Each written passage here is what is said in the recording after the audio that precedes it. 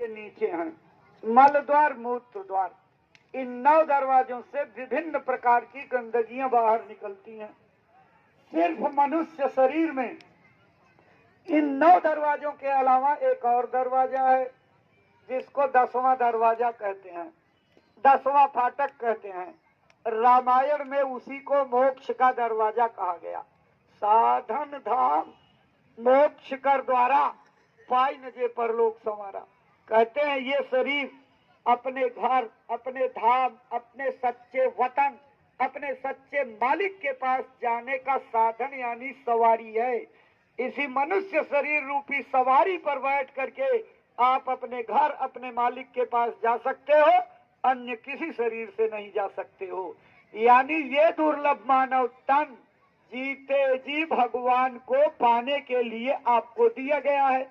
और वो भगवान है, मिलता है, उसका दर्शन होता है, उससे बातचीत होती है और उसके लोक में पहुंच करके उसकी रचना देखी जाती है। लेकिन भाई बहनों, इन दोनों चमड़े की आंखों से आज तक उसे किसी ने नहीं देख पाया है। जिसने देखा अंदर की तीसरी आंख खोल करके देखा। अब आपने सुना होगा शंकर भगवान के 3 आंख थी, अगर उघाड़ दें तो दुनिया भस्म हो जाए। एक किंवदंती नहीं, कहानी नहीं, हकीकत है। और केवल शंकर भगवान को 3 आंख नहीं, जितने लोग माता के गर्भ से पैदा हुए हो सबके पास 3 आंखें हैं। वो आंख कहाँ है? जहाँ ये माताएं बहनें विदिया लगाती, भाई लोग तिलक चंदन लगाते, इसी के ठीक पीछे ये बोलने वाली जीवात्मा बैठती है।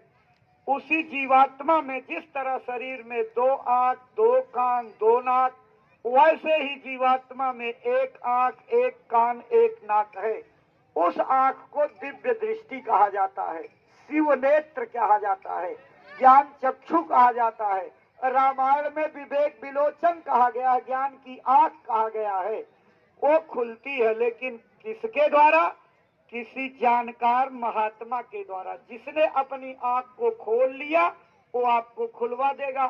तो शंकर भगवान की तरह से सबके पास तीसरी आंख है, लेकिन हमारी आंख कर्मों की गंदगी से बंद है। शंकर जी ने गुरु की कृपा लेकर के खोल लिया था, हमारी कैसे बंद है? जैसे आपके गांव में अगर किसी को मोतियाबिंद की बीमारी हो जाए तो आप देखते हो आंख एकदम चकाचक खुली, लेकिन सामने की चीज उसे नहीं दिखाई पड़ती। अगर कोई डॉक्टर मिल जाए